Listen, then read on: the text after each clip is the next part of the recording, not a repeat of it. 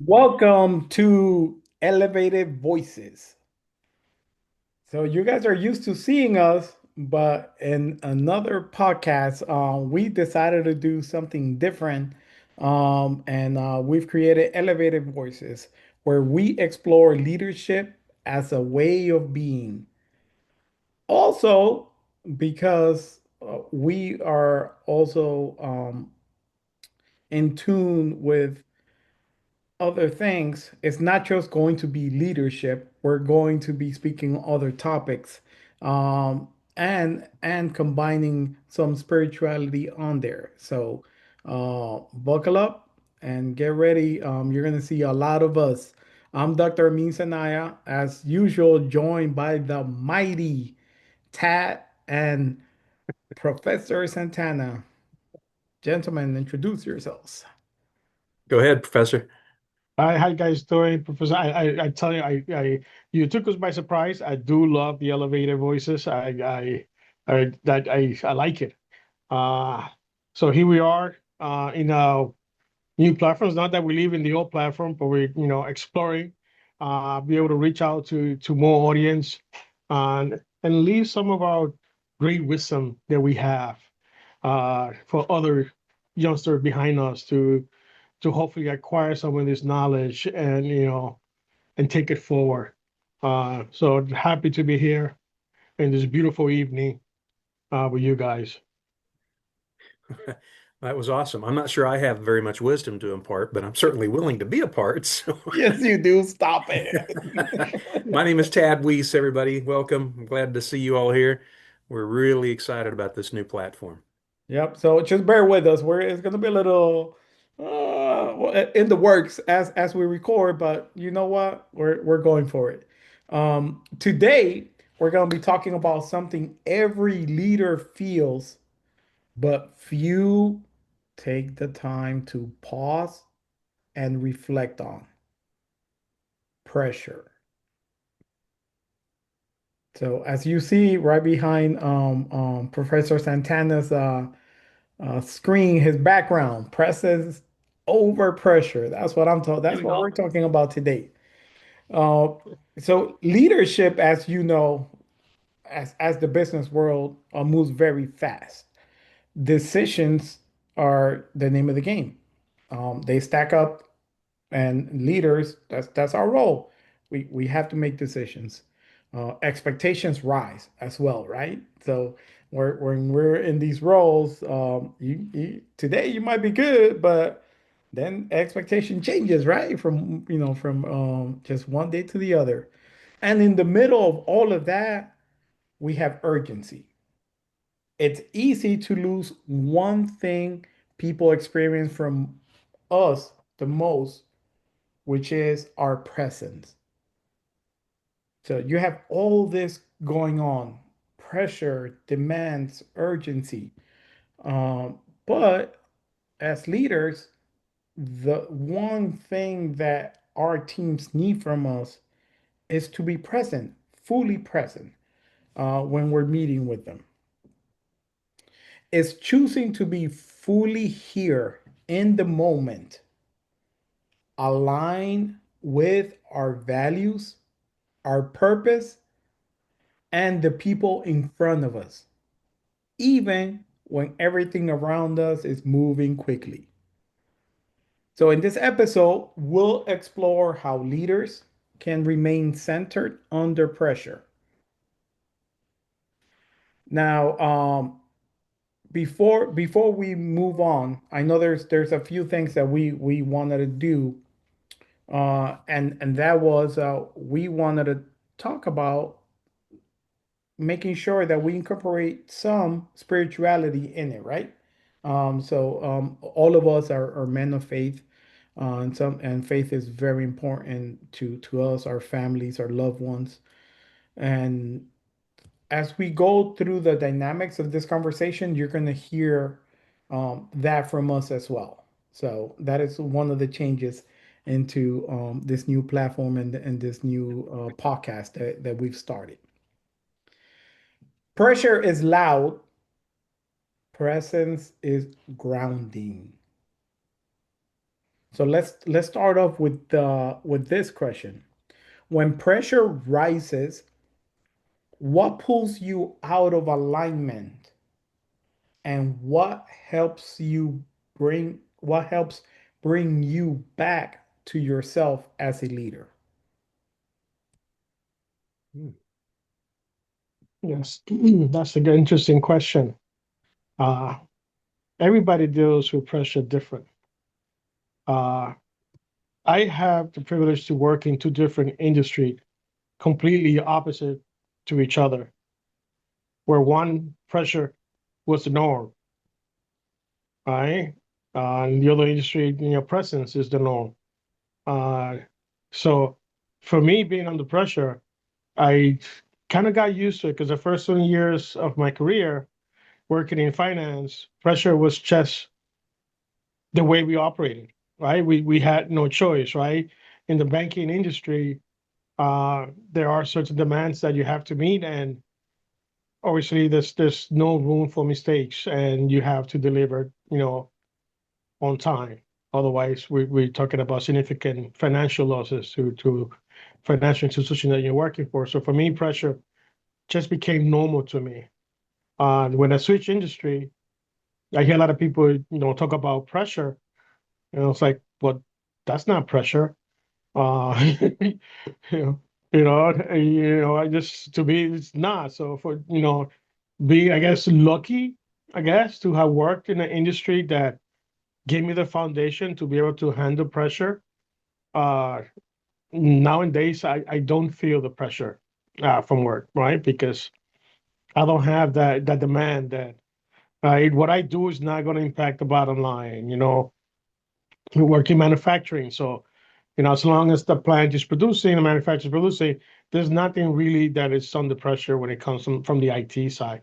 Sure, do we have IT outages and we deal with it, and that normal, but feeling pressure, uh, to me, I think having worked those first 20 years in finance just gave me the backbone to handle this with no issue. Thank you for that. I do want to say that there was a lot of pressure on a certain cell phone company that lost a lot of their, I would say, most of their customers connections for several days, right? Yeah. Yeah, that's tough.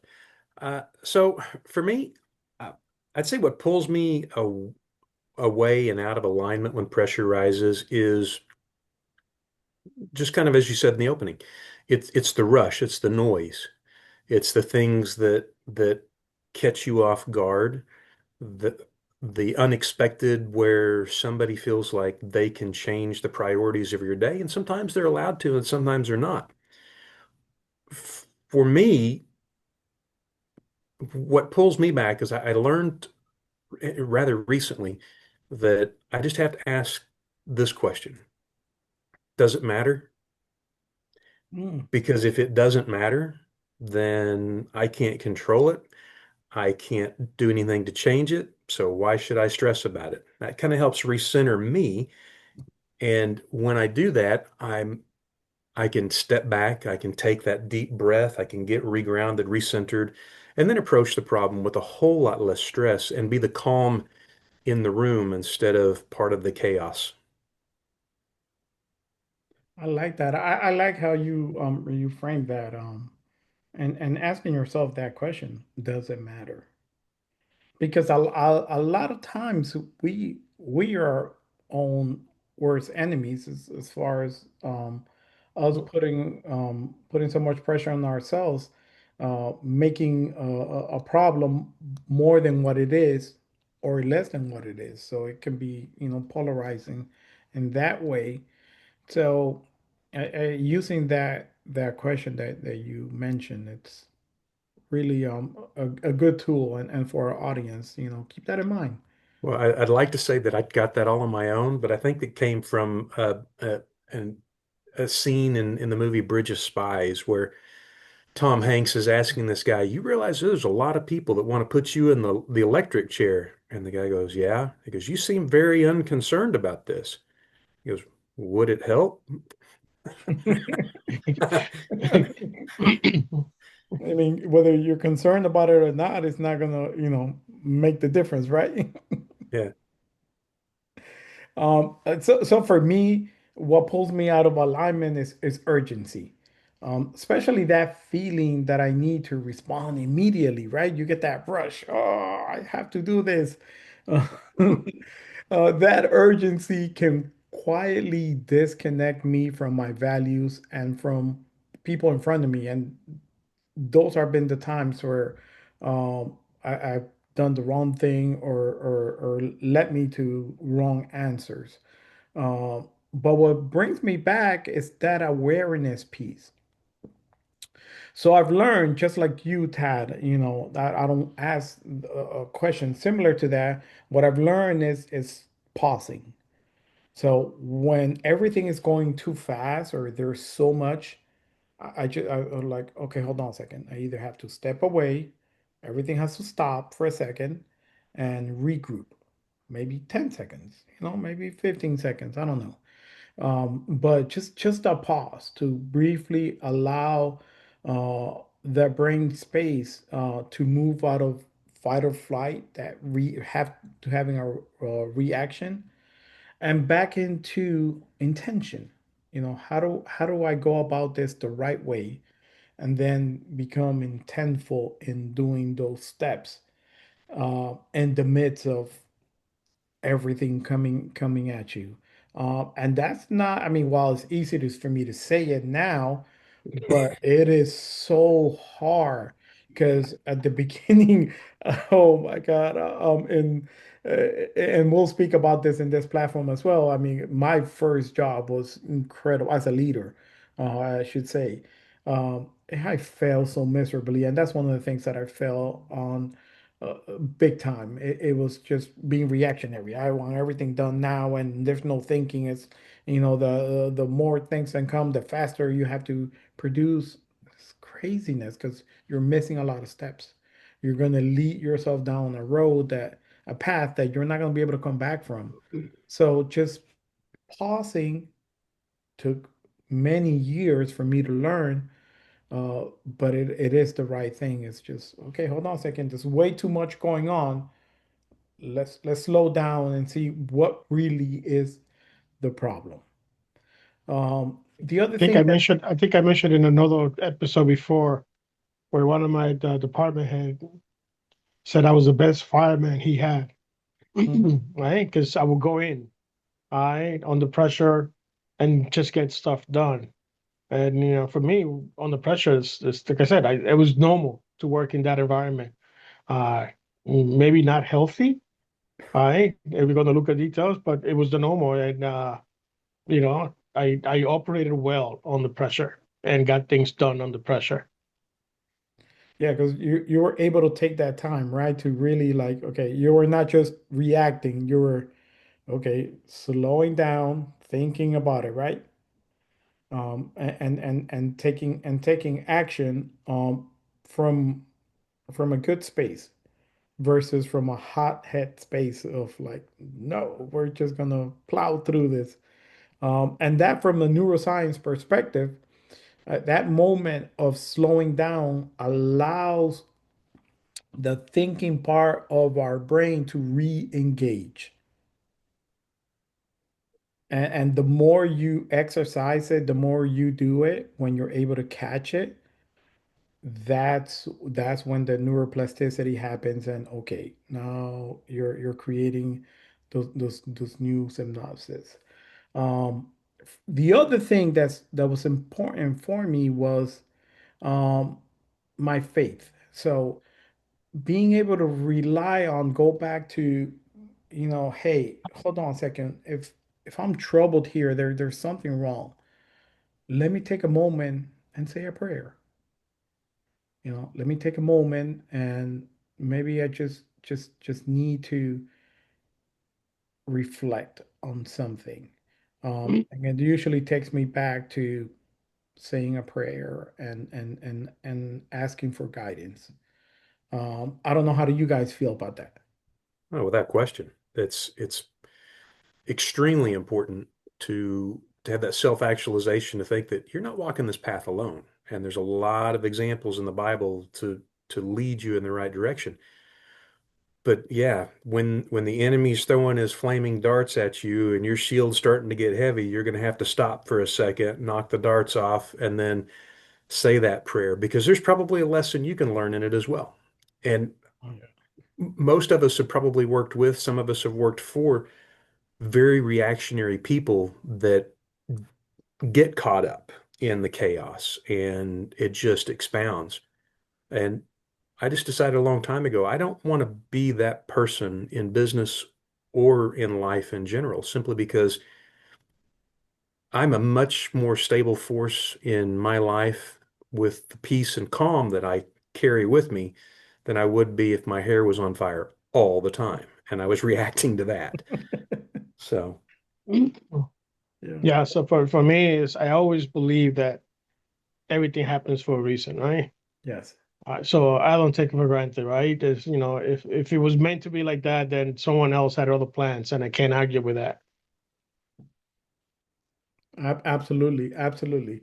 So one of the things that I'm just gonna just talk over for the next 15, 20 seconds, and I'll put it on in writing when we post the episode out on LinkedIn and the other social medias is just a little guide for a 1 minute spiritual reflection that young leaders and also experienced leaders, if you haven't tried this, to try it. Just take a brief moment, and when you have that urge and everything's coming at you, um, just have the presence of, if you can step away, step away. But if you can't, if you're in the middle of some meeting and it's everything's going, just take a deep breath. Take a deep breath. Hold it for a few seconds and then exhale slowly. That time allows you to regroup and allows you to switch your brain to thinking mode and being able to really answer properly or give the proper answer. But if you have the ability to walk away and have a few minutes to yourself and then come back. so But there's an author that I've been reading recently. His name is Jefferson Fisher, and he's got a statement that says it reminds me a great deal of the great Tanner Thorpe statement, but it says let your first word be a breath, because in that time, yeah, if you're reacting out of your brainstem, yeah, you can get out of your brainstem and back into the moment with the presence of mind to either respond to it, answer the question, or whatnot. What the great Tanner Thorpe says is you can't always control that first thought in your mind, but you can control the second. And you can keep from speaking that first thing if you catch it and you just take a beat to think about it before you filter it out. yep. That is so true. So true. We miss him today, so We have a saying. I belong to a brotherhood in my church group, and we said that instead of getting upset at somebody, instead of saying the wrong thing, if somebody cuts you off on the road, somebody says something at work, just tell them God bless you and keep going. yeah. Yeah, because you don't know what they're Take, going through. take that, yeah, take the negative Absolutely. thought out, and just say God bless you, and then you keep on going. Yeah, Lord, please let them get where they're going safely before they kill themselves or somebody else. Absolutely. I love that one. Thank you for sharing that with us. Um, so going into we talked about the presence and how do we make it a daily practice, right? So it's not as easy as just like, okay, I'm gonna do this today and then the fires go out, the emergencies come about. Well, how do I put this into practice? So we're going to talk about that next. But first, I want to pose this second question to you all. What does being fully present actually look like in your day to day, whether it's in leadership, in your life, um, in those real moments with real people? So for me in my job, if I have somebody that is coming into my office or coming up to me, I I take these Hmm. and I put them face down and they're not in my hand. And I'm holding my Wow. hands like this so I'm not fidgeting, just so I can focus on them. And that helps me focus on them. And that also helps them see that these are not the most important thing for me right now. In my personal life, like when I get home, if I'm just vegging out, I'm doom scrolling on the computer or whatever, I'll shut the lid, put everything down, turn the TV off, and just have a conversation because I can always rewatch the TV. I can always find Yeah. the doom scroll again. But that time with my family is it's like a flowing river. You just it once it's passed, it's gone. So that realization, when you can finally wrap your head around it, hits pretty hard. Man, that's powerful Yeah. right there. Yeah, I'm almost empty nested here. So yeah, that time doesn't come back. That's for sure. Uh, well, I start my day, going into work, and in my drive to work, usually what I do is I put on quick rosary. So I start my day with a quick prayer.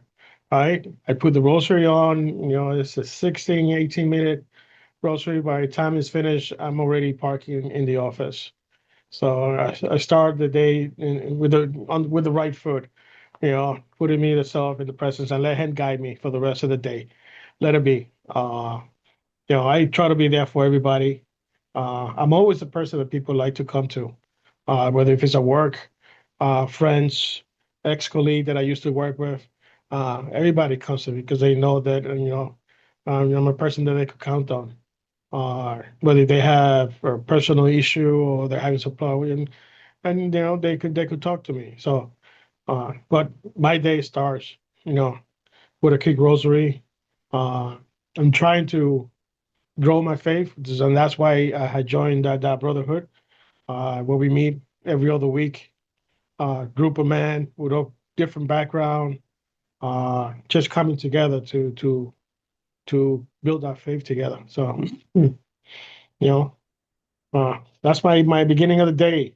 That's how I start. It's so used to it now that as soon as I got my card, or my YouTube automatically opens up and knows what I'm gonna play. I don't even have to search for it anymore. It's there ready to go. That is awesome. That's a great way to start.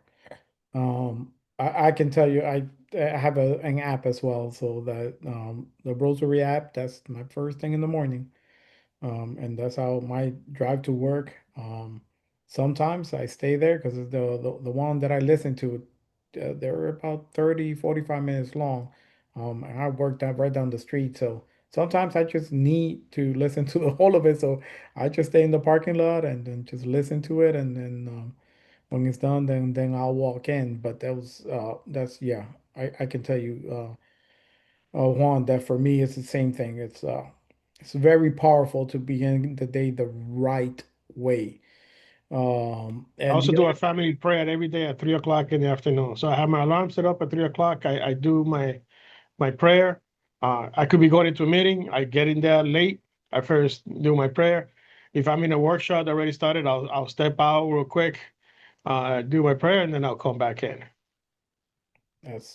that's awesome, man. That's awesome. Very commendable there. The other thing that I want to mention, and before I answer the question, is that Tab, when you talked about the phones, that's something that in one of Simon Sinek's presentation, he talks about leaders that when you go into a meeting or something that's important, or you're going to have an important conversation, if you're holding your phone, the other person doesn't feel that you're paying them any attention. Now, if you drop the phone and you show them that, hey, I'm here with you, just like you said, it's powerful. Take it a step further. Uh, I'm going to put my professor hat on. Ooh. So I was in a capstone class. And the students were doing a presentation, right? They were coming in and presenting their business. And once it came, this person was very well presented. But told me, no, says the only problem that you had is that you had your YouTube headset on. You had your Bluetooth on your ear. So that tells me that I'm not your priority. So if you come here to sell me something and you have that in your ear, there's something more important that you're waiting for, right? Because obviously I'm not your priority. So it's not just the phone putting it down. It's also those all the extras accessories you're putting on, or looking at your watch because you got a message. Uh, all of that now comes into play. Yeah, before it was just a phone, right? But Yeah. now we have the Bluetooth, we got the smartwatch. Uh, Now the turn all glasses that off. too. They have the glasses too Yeah, now. now they have the AI glasses. Yeah. Yeah, not me. If I didn't have to carry a phone, I wouldn't. And if I could go back to a flip phone, so it does nothing but make phone calls, that's all I'd carry.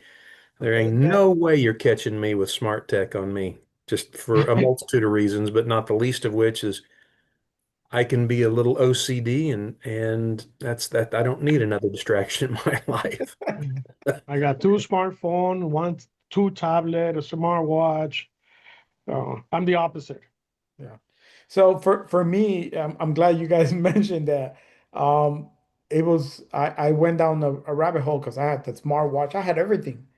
And I was like, what am I doing? And that's when I got rid of the smartwatch. I have the phone because I have the phone. But other than that, like, yeah, man, that's a bit much. And it can lead you to what you just said, Tad. It's like, woo, I'll Well, be I'm just I'm really proud of you, Professor, for being able to incorporate that into your life and not be distracted by it. I just Well, I didn't say I'm not distracted by He's oh giving you credit. Take it. man, I threw you a bone. Yeah. Yeah, but I try to avoid it. I mean, at work, my phones are down. I don't look at my phone when I'm in the office.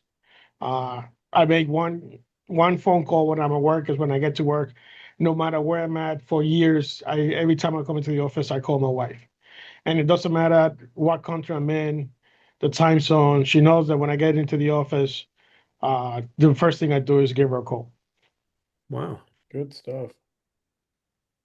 Yep, good Sometimes stuff. it's late because I'm in part of the world where the time doesn't really line up, but Mhm. it's just something that we do. Yeah. Yeah, and that's what I one of the things that I was going to talk about is just being intentful. I think we're all the three of us, basically saying that we're being intentful in that presence. I mean, making sure that people feel that we are present, and that they matter. Because that's the biggest message that you send to someone is when you're able to take off the distractions and just be fully present. I know for a lot of my life, I wasn't like that. I failed at that a lot and not being present. So nowadays, I'm being mindful of that, making sure that, yeah, let's if we're gonna have a conversation, let's have a conversation. Let's be human, humanize, um, being able to converse, and not just be distracted by the 5 million things that can distract us. Well, and to be fair, I mean there are times when I'm doing something on the device Yeah. and I just have to say, let me finish this, and then I put it down. Or they walk into my office, I'm on the computer. Let me finish this thought on the email so I can stop, and then I'll lock the screen, and that way it's not shimmering in the side, and have a conversation. Because if I don't, that every new little message ding, every little flash that comes up, I'm like, Squirrel. that's not being present, and that Yeah, I it is frustrating to be on the receiving end of that. So I, yeah, I try keep it to mute. I do it. keep my phones muted in the office, so I don't get no ding or no dang. The only thing that you hear is my Teams when somebody's trying to message me. Uh, and if I'm talking to somebody, I ignore until I finish talking to somebody. The only time I might turn is when I hear ding followed by like five consecutive dings, bing, bing, bing, ding. So okay, there must be something urgent going on. Hold on, let me check what's going on, and then I'll come back to you. Yeah, it's a wicked balance with technology, Mhm. and Yeah, But because you're reachable 24/7. You know, Yeah. I'm sitting here, my work computer's on the side. Somebody needs me. You'll hear the beep because somebody's trying to ping me. And especially, this is in IT, right? Because I don't know if you ever read the Freeman book. The word is flat. Uh, you know, we're sitting, from anywhere in the world, they could reach me, whether if it's, a guy in South Africa or a developer in India or somebody in Munich. So from anywhere at any time, they have a question and they, for some reason, don't think to know time zone. And I have people ping me at 2, 3 o'clock in the morning. Uh, and sometimes I ignore it. So like, so I'm not going to respond. They're going to have to learn, what my work hours are and what my time zone is. But if I know there's something urgent going on, then, I'll go and take a look what's going on. That's one, good having that the presence of mind of okay, we're gonna limit to, put we're gonna put you in this, in this times unless it's an emergency, then I'll answer. I like that. You intentionally creating that good behavior. Go ahead, Tad. I'm sorry. no, you're fine. So one thing I will say about the technology, these phones, and I have to carry two, but Yep. very much like you, Professor, there is you can set up the quiet time. So I've got my bedtime on both of my phones set. So after that time, it won't ring unless you're on my preferred list. And if you need to get a hold of me, and I tell everybody, if you need to get a hold of me and it's between this hour and I don't answer on Call that you first, 3 times. you better call me right back and then it'll ring. So, and that has helped because gosh, I've been in positions where 24/7 operations going on and they just call nonstop. Yeah. And cutting that cord was extremely and mentally and psychologically helpful for me, but also helped the team understand, listen, there's this thing that I give you trust and responsibility over. Mhm. And if you're not sure, make that decision and we'll talk about it when we see each other next. And if it's the right decision, great. If it's not, we'll talk about it, figure out what we could have done better so we'll know better going forward. And those expectations and those boundaries really improved my physical, mental, and spiritual health because it allowed me to separate what was over consuming everything was my work life from my personal life. Mhm. And having that time in your day, like you were talking about, Professor, was, I too start my every morning with my Bible app, and I've got one, sometimes two devotionals that I'm going through, and I'll listen to those, and then I'll meditate on the scripture, and then say a quick prayer. Lord, it's not always deep and detailed. It's thank you for everything that you've given me, seen and unseen. Thank you for all the wonderful blessings you put in my life and bestowed upon me and my family. Please give me your eyes, your wisdom, and your grace as I go through this day. So, Amen. All right, guys, we're at Sometimes that. we gotta end it up like give me the patience to deal with this stuff, blah blah blah blah people. Well, then there are those days. there are those days, yeah. All right, so we're getting at that moment. So final words. Well, I want to know what your other question was. Or did you even answer your last question? I did. I talked about it's pretty much being intentful. That's for Yeah. me is being intentional. That's what helps me practice the daily presence. Mhm. Just being intentful about it, uh, doing the work. Because, like I mentioned, I wasn't for a very long time, whether it was work or my family. I was just never present. My mind can go like a million miles per hour and nonstop, and I just been doing stuff on autopilot, but I'm not being intentful about anything. And that's hard, going reflecting on those moments now. it's hard, man, because I hurt so many people by doing that. So now I make it a point of being intentional on being present. But that means I have to turn my phone off. That's the other thing that I started doing. I just started doing that last year, is that when I go into meetings, I turn my phone off.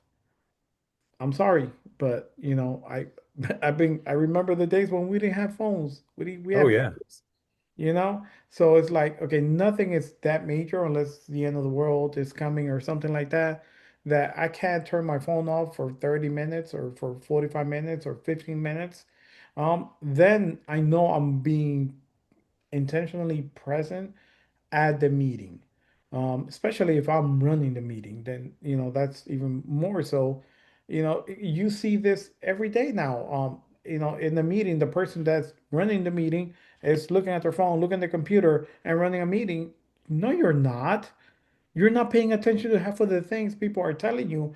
And sometimes the people that speak the softest or the body language of the person speaking speaks louder than anything else.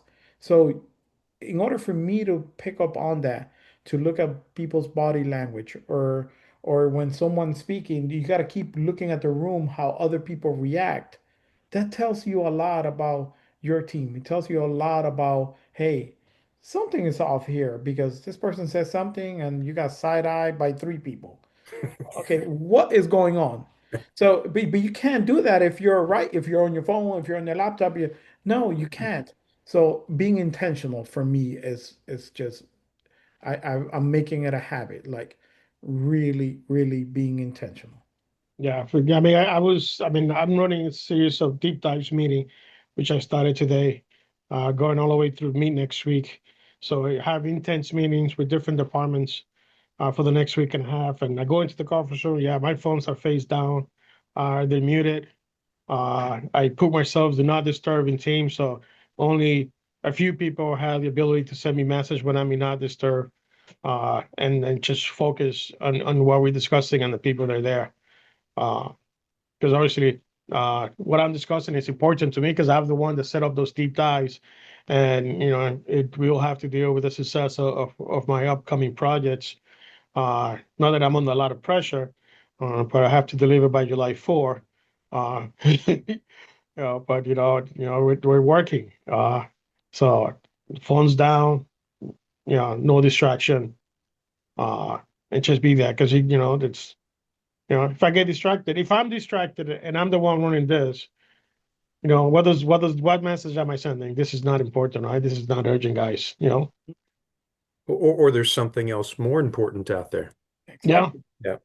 So Which so is why should we be in this meeting with you if yeah. it's not If important? you, Why are you yeah, if it's wasting not our time? important for you, Yeah. and you said this, why should I be coming here? Huh? yeah. Yeah. That's awesome. That's awesome. All right. Well, let's go into final comments before we step out. So I think that being able to be present in any situation starts with self-actualization. Ooh. And whether you get that self-actualization through intelligence, education, or spirituality, you need to find it.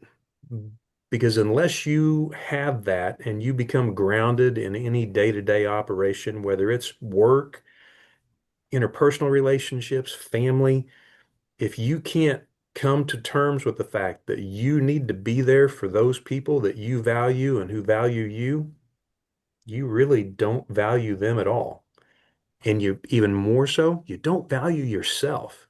Oh, So that self-actualization right there is something that's got to be really, really important. And it is not something that you master.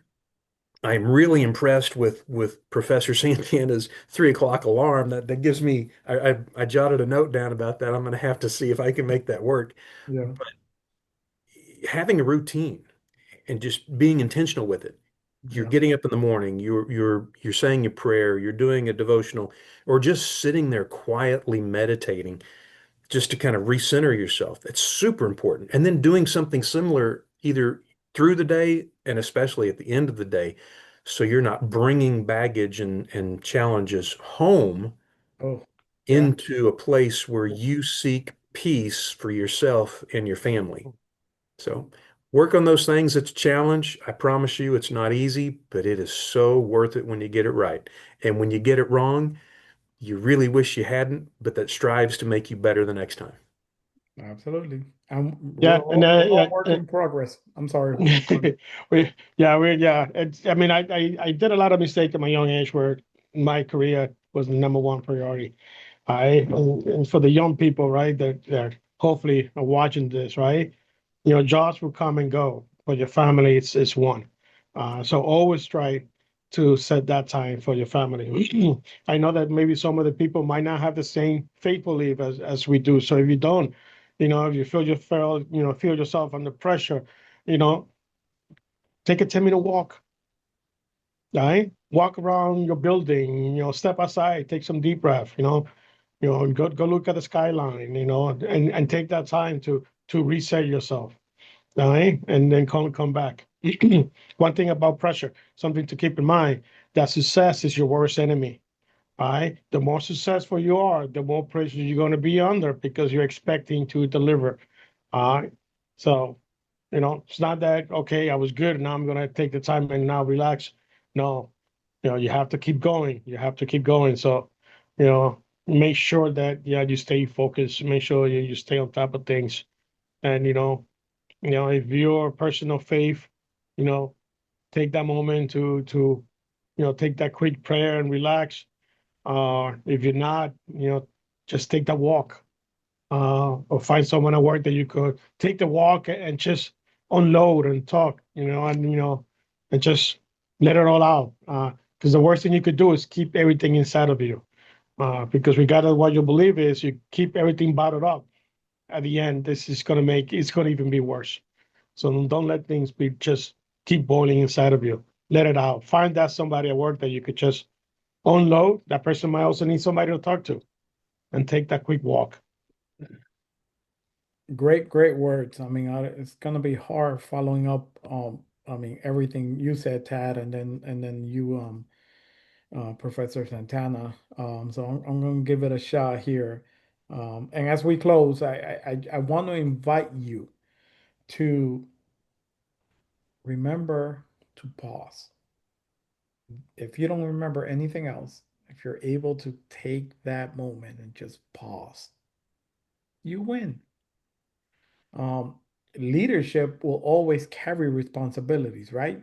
There's always going to be the million expectations that are set forth by the company, but also the ones that we set on our minds for ourselves, which sometimes is an even bigger burden.